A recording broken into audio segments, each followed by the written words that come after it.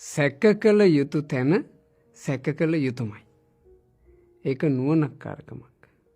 මේ ලෝකේ නුවණැත්තෝ සැක කළ යුතු තැන අඳුනගෙන ඒ තැන සැක කරලා තමන්ගේ ජීවිතේ රැකගත්තා. අහන්න මේ කතාව. ඒ කාලේ රජගහ නුවර කැලේ ඇතුළට වෙන්න තිබුණු පාළු කුටියක අපේ මහා මොග්ගල්ලාන මහරහතන් වහන්සේ වැඩ හිටියා. ওই කාලේ ඒ ළඟ ගමක එක හොරෙක්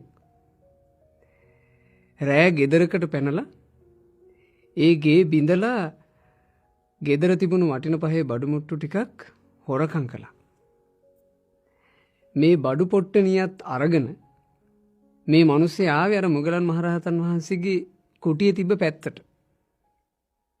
දැන් රෑට රෑ වෙලා මේ මිනිස්සයා බඩු පොට්ටනියත් අරන් යන ගමන් මොගලන් මහරහතන් වහන්සේගේ කුටිය දැක්කා. හොරාට මහන්සි කල්පනා කළා පොඩ්ඩක් මේ කුටිය ඉස්සරහම ඔය ඉඩකඩ තියෙන ටිකේ ගුලි වෙලා නිදන් ඉඳලා යන්න ඕන. මේ හොරා බඩු පොට්ටනිය මොගලන් මහරහතන් වහන්සේගේ කුටියේ දොරට හෙත්තු කරලා එතන ඉස්සරහා වකුටු වෙලා නිදාගත්තා. මොගලන් මහරහතන් වහන්සේට දැනුණා කවුරු හරි කෙනෙක් ඇවිල්ලා මෙතන දොරට යමක් හේතු කරලා නිදාගත්තා. මොගලන් මහරහතන් වහන්සේ ඇතුළේ ඉඳලා කල්පනා කරනවා. ඒකත් එකටම වැදගත් මිනිස්සෙක් නම් ආවේ. අහිංසක මිනිස්සෙක් නම් ආවේ. නිකන් තමන්ගේ තැනක් වගේ එහෙම යමක් දොරටත් හෙත්තු කරලා ඔහි නිදාගන්නේ නේ. අනිවාර්යෙන් මේ ආපු චරිතේ නොවැදගත් චරිතයක්. මේ රැට රෑ වෙලා මේ කැලේ ඇවිදිනවා කියලා කියන්නේ හොඳ කෙනෙක් වෙන්න බෑ. ඔය වගේ මිනිස්සෙක් මගේ කුටි දොර ඉස්සරහා නිදාගෙන ඉන්න එක නැති ප්‍රශ්නයක් ඇති වෙන්න හේතුවක් වෙන්න පුළුවන්. ඇතැම් වෙලාවට මෙයා හොරකම් කරපු කෙනෙක් නම් මිනිස්සු හොරාව හොයාගෙන පස්සෙන් එන්න පුළුවන්. මෙතන මේ කුටිය ඉස්සරහා හොරා අහු වුණොත් එහෙම මේ අහක ඉන්න මටත් සමහරවිට මිනිස්සු දොස් පවරන්න පුළුවන්. ඔබ වහන්සේලා මේ හොරුන්ට උදව් කරනවානේ. ඔබ වහන්සේ කුටි ඉස්සරහනේ මේ හොරා නිදාගෙන ඉන්නේ. අපටත් දොස් පරස් වෙන්න පුළුවන්. ඒක මටත් හොඳ නැහැ. ඒක ශාසනයටත් හොඳ නැහැ. ඒ නිසා මේ පුද්ගලයාට මෙතන නිදාගන්න දෙන එක උචිත නැහැ. සැක කළ යුතු පුද්ගලයව සැක කරන්න නුවණ මොගලන් මහරහතන් වහන්සේට තිබ්බා. එයා කටයුතු කරපු විදිහ මොගලන් මහරහතන් වහන්සේගේ සැකයට බඳුන් වුණා. අනුකම්පාව නැතුව නෙවෙයි. ඒ පුද්ගලයා කටයුතු කරපු විදිහ මොගලන් මහරහතන් වහන්සේගේ සැකයට බඳුන් වුණා. මහරහතන් වහන්සේ දොර ඇරගෙන එළියට ආවා. අර හොරාට ටිකක් තදින් කතා කළා. ඔබ මෙතන ඉන්න එපා. මේ රැට රෑ වෙලා ඔබ කොහේ යන ගමන්ද කියලා මන් දන්නේ. මෙතන ඉන්න එපා. ඔබ කවුද කියලා දැනගන්න මට උවමනාවකුත් නැහැ. කරුණා කරලා ওই බඩු ටිකත් අරගෙන ඔබ යන්න. වෙන තැනකට යන්න.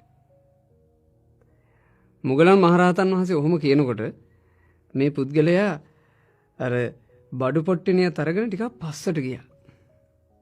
ඒකෙන්ම මොගලන් මහරහතන් වහන්සේ තේරුම් ගත්තා. තමන්ගේ මුහුණුවර අඳුන ගන්නවට අකමැත්තෙන් තමයි පස්සට ගියේ. එකත් එකටම හොරෙක්. හොරෙක් කැමති නෑනේ දැකපු කෙනෙක් තමන්ව අඳුන ගන්නවටනේ. පස්සට ගියා. මොගලන් මහරහතන් වහන්සේ ආයෙ කිව්වා. කරුණා කරලා යන්න. මේ සීමාවෙත් ඉන්න එපා.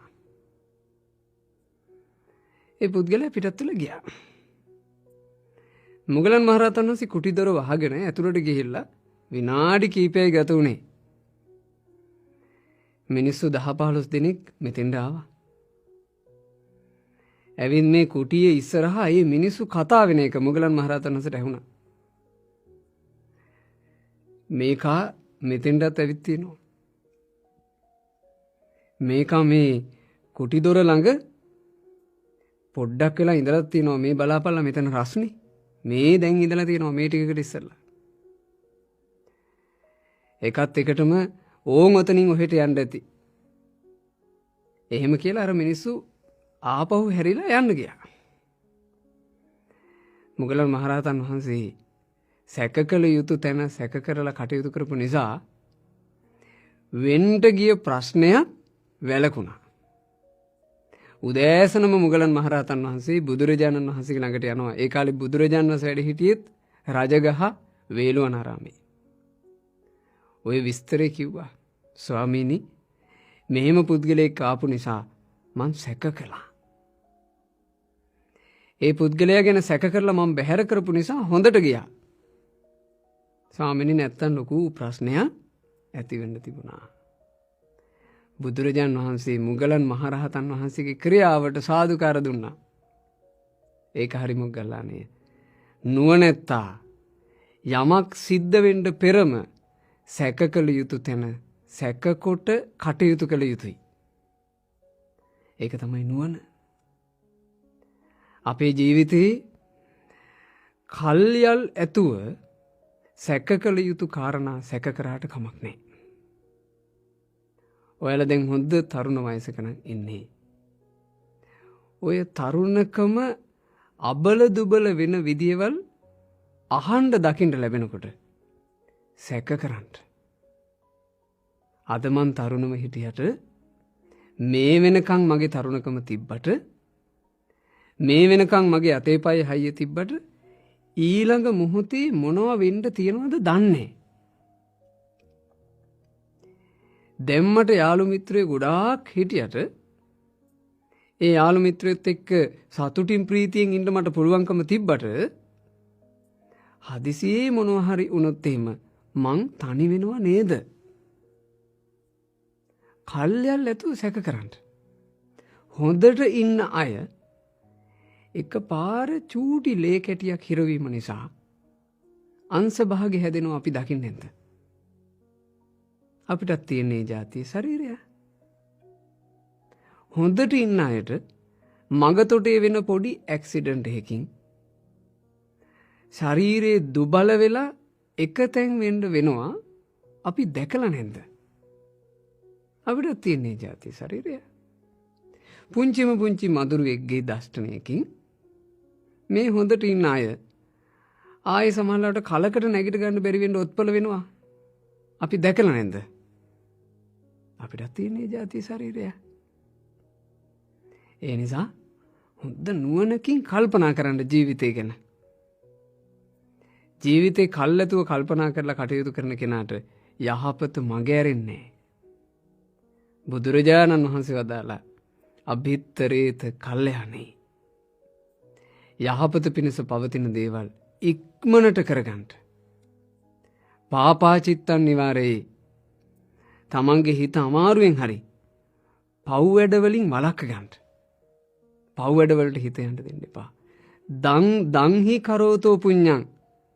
දැන් අවස්ථාව තියෙන මොහොතේ පින් කරගන්න. දැන් අවස්ථාව තියෙන මොහොතේ කුසල් වඩා ගන්න. දැන් අවස්ථාව තියෙන මොහොතේ යහපතේ ධර්මයේ හැසිරෙන්න අවස්ථාව තියෙන මොහොතේ සිල්වත් වෙන්න. දැන් ওই ටික කරගන්න පාපස්මින් රමති මනෝ. ඉස්සරහට මොන පෞකාරකම් වලට මේක වැටෙන්න තියනවද කියලා අපි දන්නේ නැති නිසා. ජීවිතේ අනාගතය ගැන අපිට හරියටම නිෂ්ඨාවක් එන්න බෑනේ. අනාගතය ගැන අපිට බලාපොරොත්තු පැතුම් ප්‍රාර්ථනා ඉලක්ක තිබ්බට ඒවා ඒ විදිහටම වෙන්නත් පුළුවන්. නොහිතපු දෙයක් සිද්ධ වෙන්නත් පුළුවන්. ඒ හින්දා දැන් තමයි මොහොත. මේ කිව් කරුණ ටික ඔබට තේරෙනවා නම් දැන්ම තමන්ගේ ජීවිතයට පිහිටක් උදෙසා හොඳට පින් කරගන්න. දැන්ම පුළුවන් උපරිමයෙන් කුසල් වඩා ගන්න. දැන්ම යහපත් වෙන්න. දැන්ම ගුණවත් වෙන්න. වැරදි අඩුපාඩු දුර්වලතා දැන්ම හදා ගන්න. තමන්ගේ ජීවිතේ දුස්සීලකම් තියෙනවනම් දැන්ම සිල්වත් වෙන්න. ජීවිතේ සම්බන්ධයෙන් අද තියෙන විදිහටම හෙටත් තියෙයි කියලා විශ්වාස කරන්න එපා. ඒක සැක කරන්න. මිනිස්සුන්ට වෙන්න නස්පැත්ති විපැත්ති ගැන අහද්දි සැක කරන්න ඉතින් මටත් එහෙම ජීවිතයක් තියෙන්නේ. මටත් මොනවද වෙන්න බැරි. දැන් මං හොඳට ඉන්නෝනේ. මේ හොඳට ඉන්න මොහොතේ මම මට කරගන්න පුළුවන් උපරිම යහපත කරගත යුතුයි. බලන්න මාසින් මාසෙ ගත වෙනවා. ඒ මාසවල පෝයවල් එළඹෙනවා. අපිට එක පෝයක අටසිල් ගන්න මග ඇරුණොත් එහෙම ආයේ දවස් 30කින් අටසිල් ගන්න අවස්ථාවක් එළඹෙන්නේ. එහෙම පෝයක් එළඹෙන්නේ. අපි ඒකත් මග ඇරියොත් අපිට තියෙන අවස්ථා එකින් එක අහිමි වෙනවා පේන්නේ නැද්ද?